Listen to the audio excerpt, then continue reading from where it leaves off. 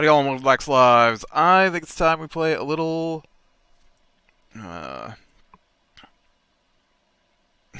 7 Days to Die. I forgot what I was doing there for a second. Alright.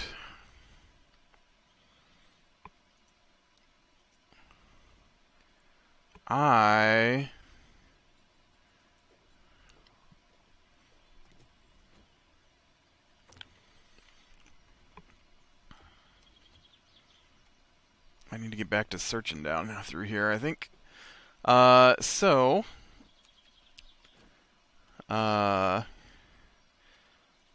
discussed last episode, I'm on my new map, since they suggested you start a new map due to the change in code. I apparently cannot hit that guy from here. Okay, I probably just missed that guy. Oh no. Now I'm out of arrows, and I wanted to kill that boar. Listen here, Farmer Bob. Time to deal with your shenanigans. That's right. Time to deal with... Oh, whoa. Farmer Bob's carrying around a gold nugget. XPs. Let's go with iron arrows. Might not be a bad idea to grab some corn. No? What am I doing? Am I aiming at the wrong spot? Only certain kinds of... Some of these aren't grown enough. Some of these are too grown. What's going on here?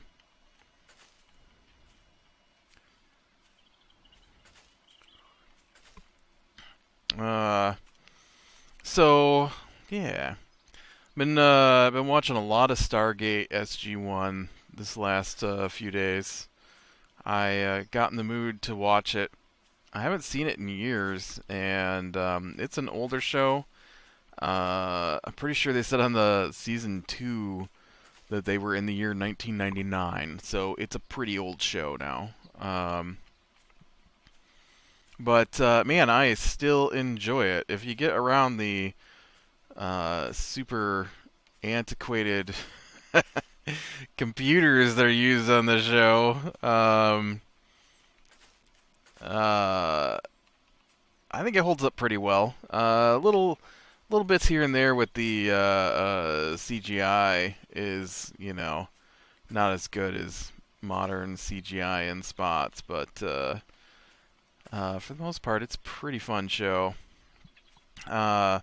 I was thinking, man, you know, usually I try to get in something horror related to talk about on here, oh, you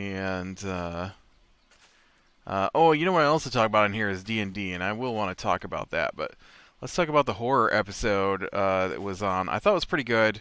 They did an episode in season 2, I guess. That could probably be considered horror, and I thought it was pretty fun. Stargate, if you're not aware, is a show about aliens found Earth, and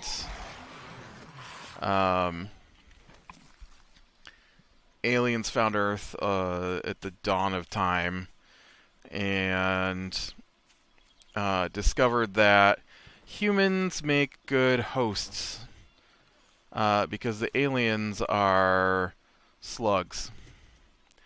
And well, they're not really slugs. They're about, arm-length eels, I guess, would be more accurate.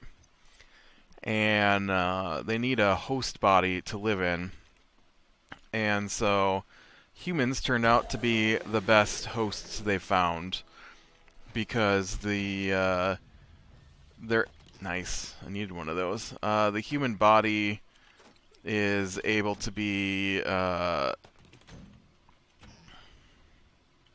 extended in life and easily healed for them compared to other species they've tried to use as hosts. I guess is the whole deal. And so anyways, humans overthrew it. Buried the Stargate so that the aliens couldn't get back. And so I'm not really sure why. Like,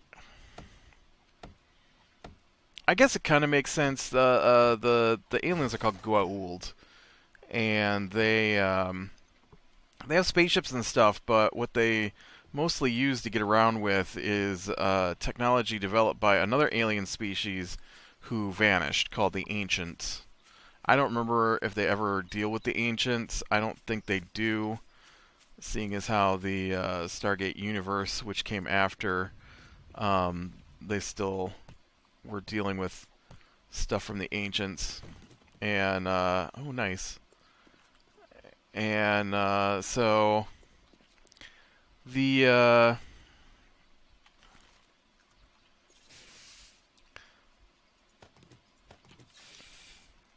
dude, I totally got purple level tires already. That's crazy. Um, but the, anyways, so now it's like 1998, you know, and they have started back up the Stargate. Or they started, yeah, I guess started back up is accurate. Dang it, man! I want in this building, but they've got super glass. Um, this is like the last building for me to search in this little area before I move on somewhere else. Yeah, no, that sounds good. You get angry at me. I need you to try and punch your way out of the building so I don't have to punch my way in. And so anyways, yeah, you punch that door down right there. That'd be awesome. I'll work on getting some more supplies here while you're busy punching the door down to get to me. So, the show takes place after the movie Stargate, and you know, and so they travel from world to world using the Stargate system. And so one of the worlds they go to on the show has got these insects that are like they're probably about the size of a cat, I'd say, and they have a huge stinger, and so you know, a lot of people be already creeped out because you got big flying stinging insects, but they one of them gets stung. Oh.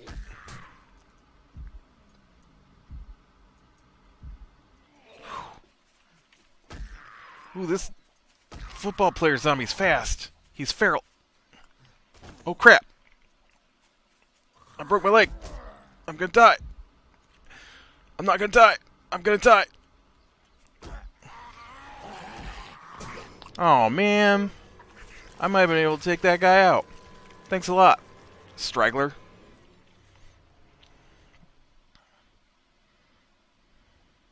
Now I got nothing. It's okay. I'll work my way back down there. It'll be okay. And so one gets stung, and so they bring him back, and he's got a thing in him that heals him and stuff, and so you know, he should be okay, but instead he is hurting bad from it, and it's getting worse, and now it's swelling, and they don't know what's wrong with him, and so they bring in an outside specialist, and when they take a blood sample, the cells in his blood have converted. Now this part's a little far-fetched, but the cells in his blood have converted into the alien bug's DNA. There's no more of his DNA in his own blood, which is obviously ridiculous because it's not how cells work. But anyways, it's a horror movie. You have to suspend disbelief for a second to even enjoy them half the time. This is one of those occasions. But they decide to turn him over to the intelligence department, whatever group that is. I forget which group it actually is. So that they can dissect him because they think this is going to be the biological weapon they need against the aliens that they're fighting on the show, the Goa'uld. And so he escapes while they're transporting him, and so now he's like super sick and infested with bug DNA and loose in the public. And so I thought it was pretty fun. Nothing happens because it's he's one of the main characters. It's 45-minute sci-fi show from the 90s. It's not expecting anything major to happen, and but they do go back to the planet to try and figure out possibly what's wrong with him and try and get a sample. Oh, I saw you come up behind me with the shadows, but you didn't make any noise, and I didn't react in time. And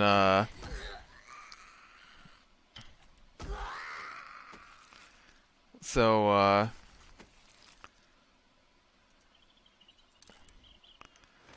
yeah, it was pretty good. The bug DNA infects you, and then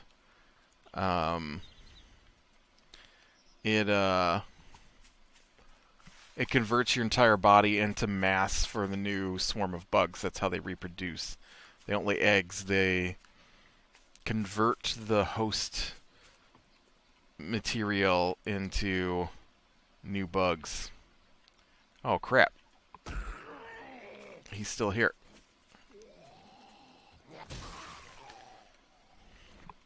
Oh, look, his buddy's still here, too. Hey, you're the one that killed me. Why don't you get down here and fight me? I guess I already kind of talked about the D&D stuff from the other night.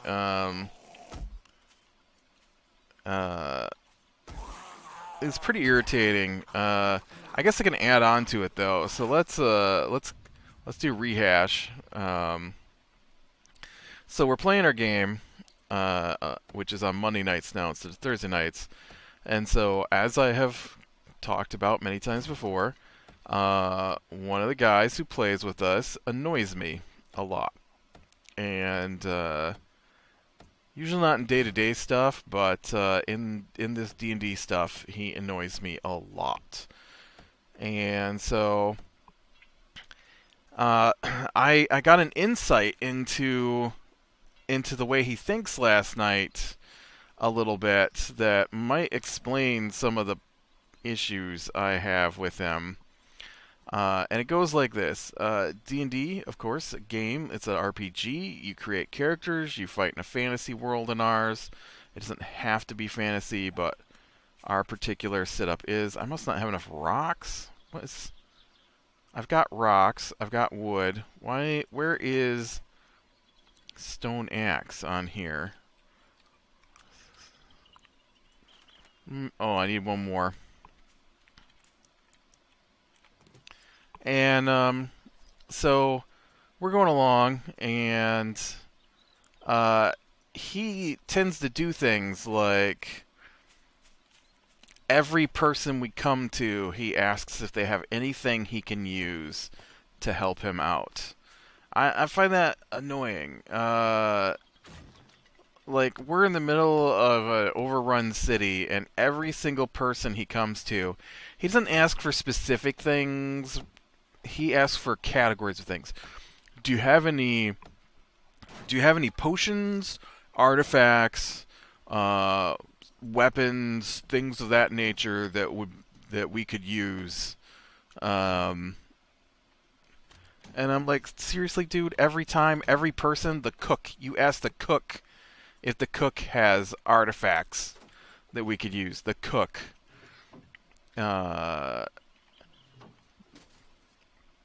And and then the oh man, and then the oh, it's lively in there. And then the the other thing I have an issue with is he plays a wizard. Now, I don't have an issue with wizards. What I have an issue with is he plays a wizard in a game that has what they consider three pillars, the three main components of the game, which are combat, exploration, and I forget what the other one is. Something to do with social stuff, like negotiations and stuff like that. I'm sure that's the other pillar. And so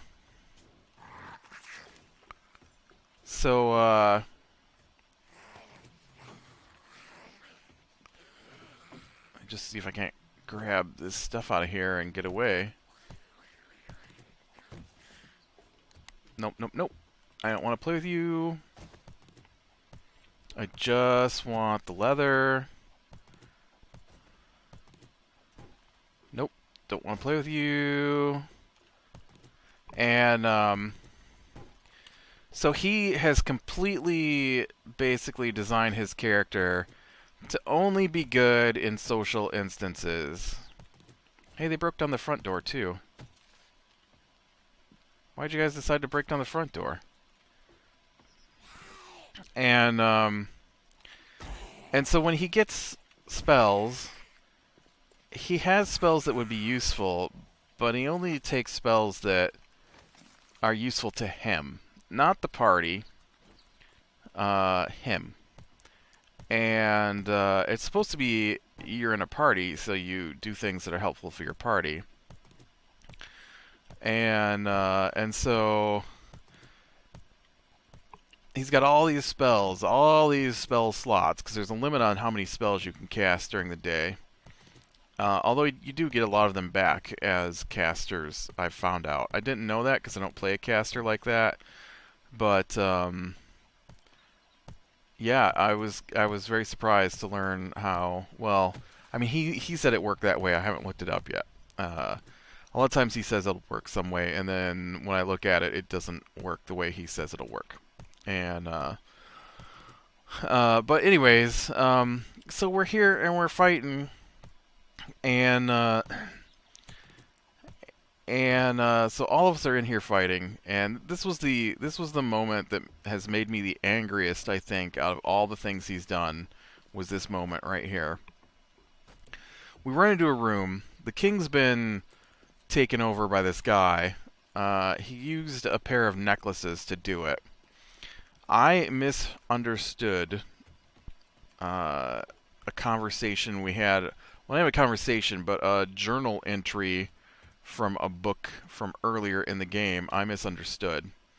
And I thought the necklace linked the two, the bad guy and the king, together, and that he was feeding off of the king, and it was going to make him more powerful.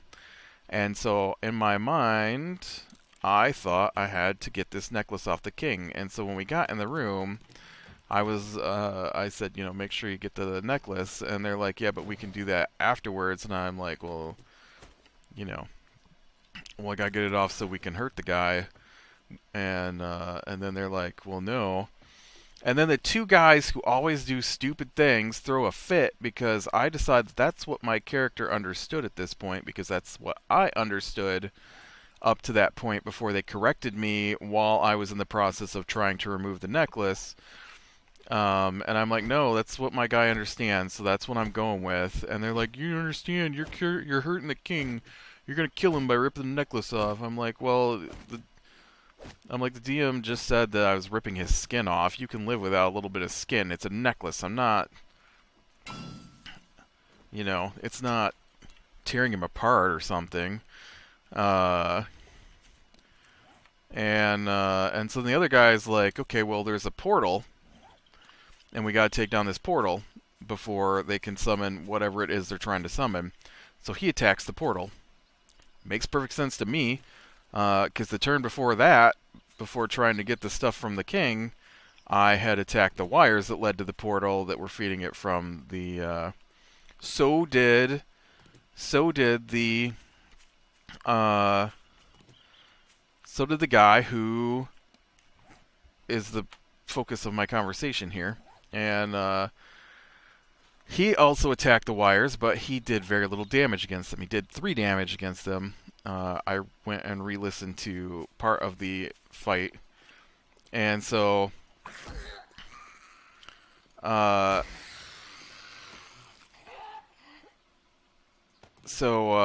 he did 3 damage to him. It didn't break him, so I'm like, well, we gotta get these down beforehand. He could have done more. He could have done like 15 damage to him, which probably would have been enough, but he decided to attack 3 separate characters for whatever reason I don't know. And he didn't use his spells. He used his wand, which has charges, but they come back, and is a really weak spell. And so that's what he used. Alright, so that place is done. Let's get over here and unload what I've picked up, and then I guess we'll head over toward that city by the snow. So we get in there, and you know, like I said, we're fighting. We break the wires. The one guy decides to attack the portal, which makes sense because we don't want things coming out of the portal. So if we can break the portal, they won't be able to get out, and that is good. And so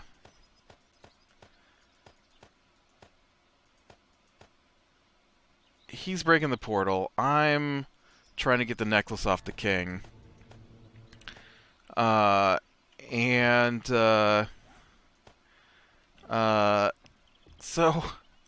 it gets to the next turn. So we've done one turn, and the wizard, who doesn't ever want to use attack magics, basically. Like, he'll use little ones, but he won't use big attack magics unless it's going to get him the most glory, basically. If he can't save the day, then it's not worth his time. And since the rest of the party, can kill most things, apparently, he decides it's not worth his time, because I guess he considers them trash mobs, and so might as well let the party waste their resources so he can save his, so he can have that big hero moment. And which comes from my conversation I had with him yesterday. But so trying to break the portal, trying to get the necklace off the king. Other characters that are with us are attacking the bad guys, and so now he's used 1 turn. At this point, he's used 1 turn to shoot tiny little bits of damage. Like the one guy we killed in that group took well over 100 points of damage, and he did 4 damage to the guy in his first turn. He's a wizard. He's a mid-level wizard. Like, my guy can hit for... I need to get a new club. My dude can hit for like 20 12, 22, 28 damage maximum in an attack, and then he's got spells that will hit for like 50, 60, 70 damage. So what's he use? The spell that does 3 damage. You know why? Because he doesn't even have the useful attack spells ready. Because in D&D, you have to prepare which spells you're going to use for the day. And so he has taken things like Hypnotic Pattern, which he is in love with, but it has never worked. It's never worked. Why are you wasting time with a spell that you never use, and the one time you used it didn't work? Or he always has Fireball equipped, because Fireball is one of those big hero moments. If the stuff is small enough that he knows that he will kill it with one attack of Fireball, then he uses it. That's the only time he uses Fireball. Um, he likes to use it at the beginning of a fight, and only if he can get the kill on everything. Otherwise, never gets used. Never used. And so instead, what is he casting? His lowest level attack spell. Yes, at this level he did get 18 damage. Although with his rolls the other night, I'm starting to suspect that he's cheating on his rolls, because every single time practically that it mattered, he rolled close to 20 every time on a 20-sided dice. And I mean, he literally on stealth and perception checks on multiple things was hitting 20s all night long. And he does that every time. So anyways, so he says after a turn of 3 damage, 4 damage, 2 damage, where is that thing I was going to? Ooh, it's actually getting pretty close to... I thought I saw a...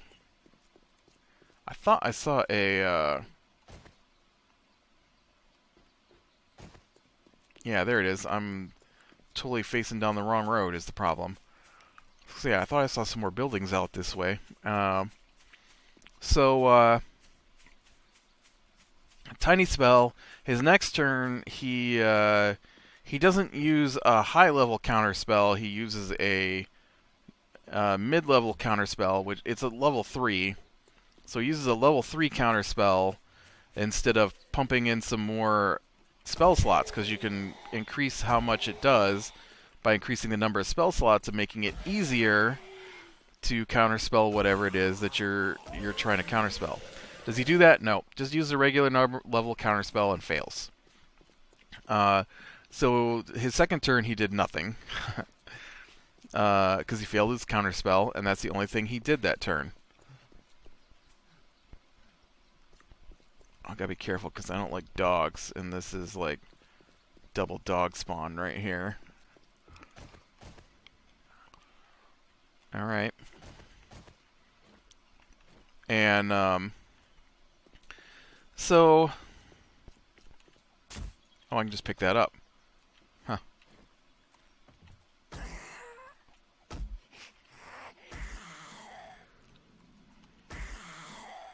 And so, man, I need to hurry with this story if I'm going to finish this story. So he, on his third turn...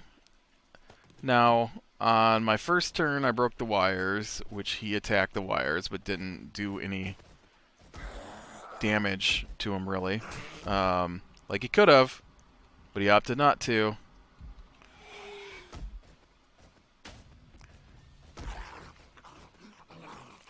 And, oh. Dang it.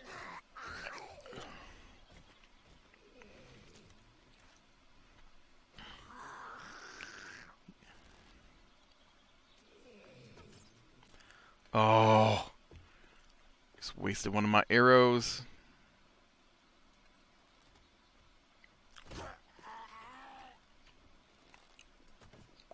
Okay, I can't do this without the aimer. I can't see it. Will you take this guy down? Oh, sir. Iron arrows, man. So, so it gets to his turn. For the third turn, I've rescued the king by yanking off the charm necklace. I have cut the wires. Not that I care. Not that I care that I've rescued the king. We're in the middle of a fight trying to take down these bad guys, and I just thought the king was feeding the bad guy power. Otherwise, I wouldn't have cared about the king. But and then we get to round 3, and he says, I guess if nobody else is going to take this fight seriously, because he's mad because one guy's trying to break the portal, and I was trying to save the king. Now, this is a guy who helped push an old woman down, who was the mother of a woman who went missing because they quote unquote believed she was in on it. Uh,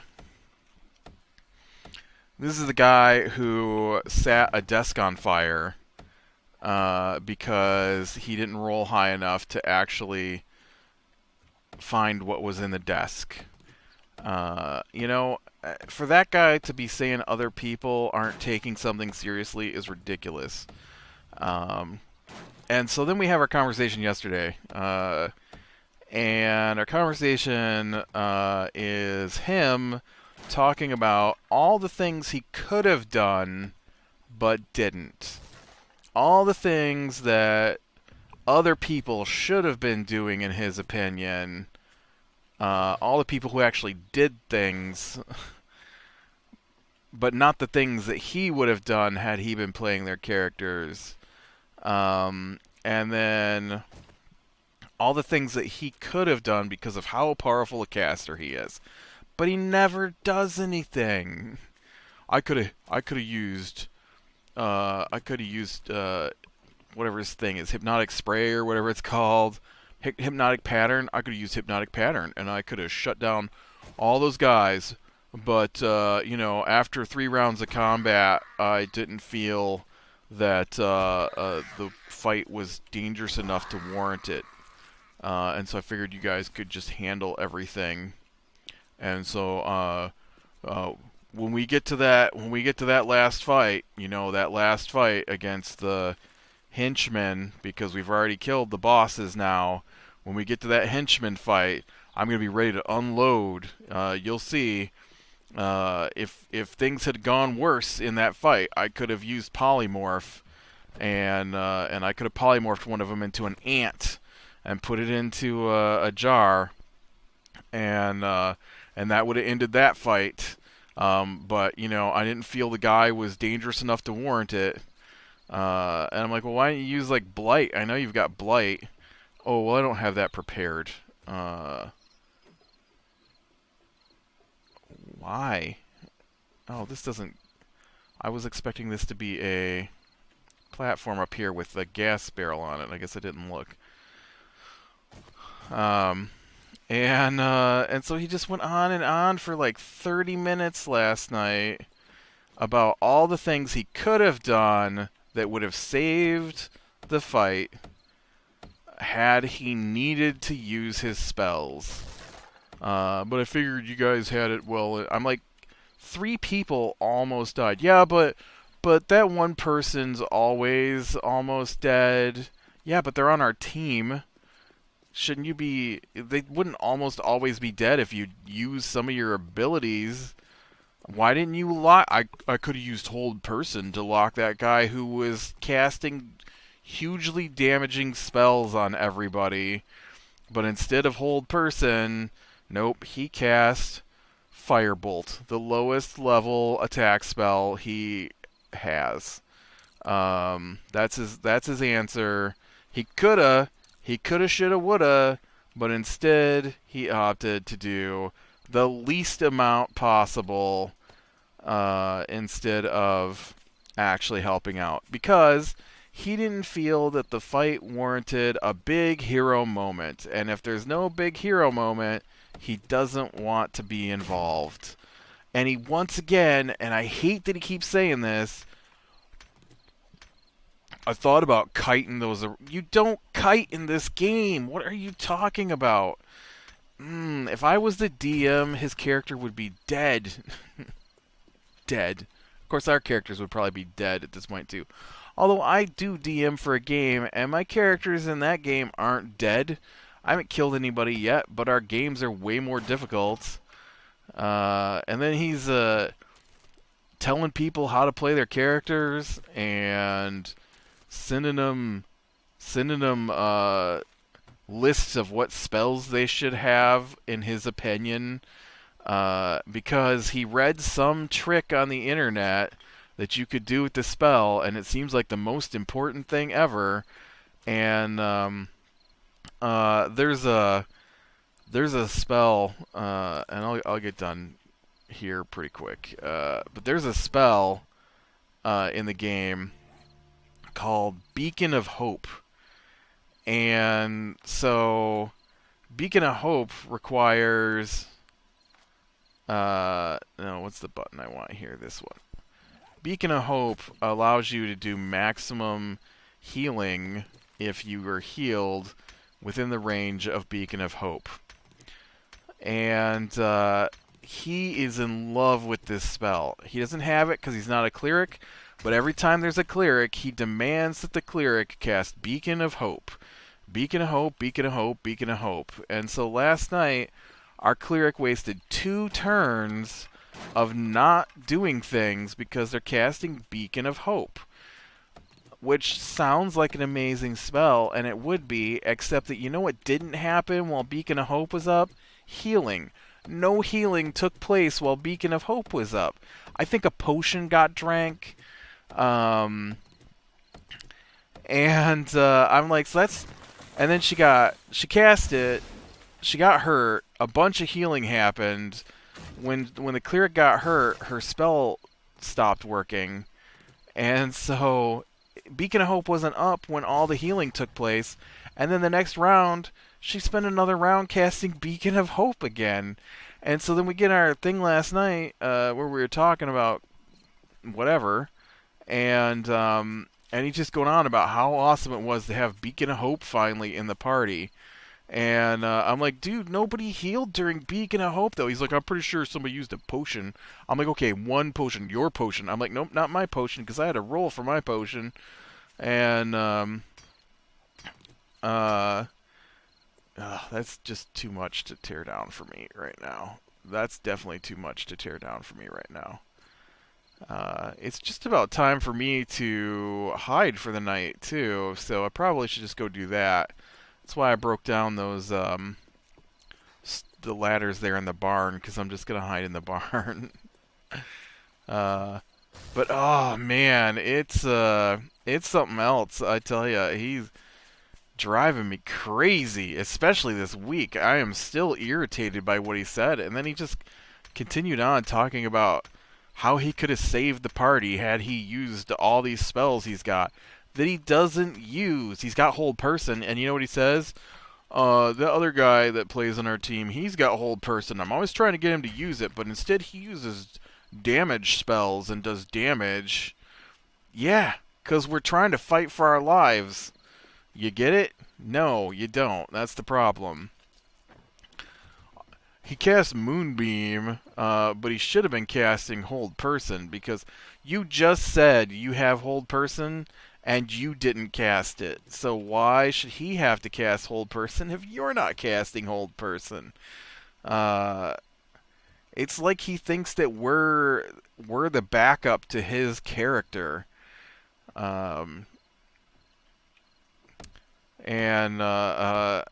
mean, a few fights ago, he had the opportunity to stop my character from being basically paralyzed during a fight, and decided that it wasn't worth his time to stop my character from being paralyzed because, quote, you can take the damage. That's not the point. You could have counterspelled it. Instead, what did he say he does? I kited the wizard around, stopping him from being able to cast spells on you all. Dude, who do you think paralyzed me? How about you counteract the wizard spells like I would hope a wizard on my team would do? At least this last week, while they were casting spells, he didn't constantly ask if he could roll to see if he knew what it was, because he simply straight up didn't care to counterspell anything after the first time. Counterspelled it once, and then didn't do it after that. Yeah. Anyways, that's enough complaining about that, I think. So, with that, click like if you like, subscribe, be sure and catch the next one. Oh. How'd you get up here? She must have climbed up the hay.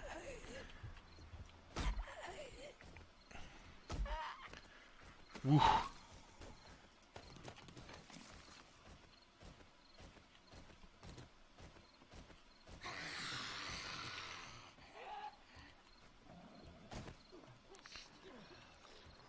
Okay. Let's hope that does better. But I will talk to you later.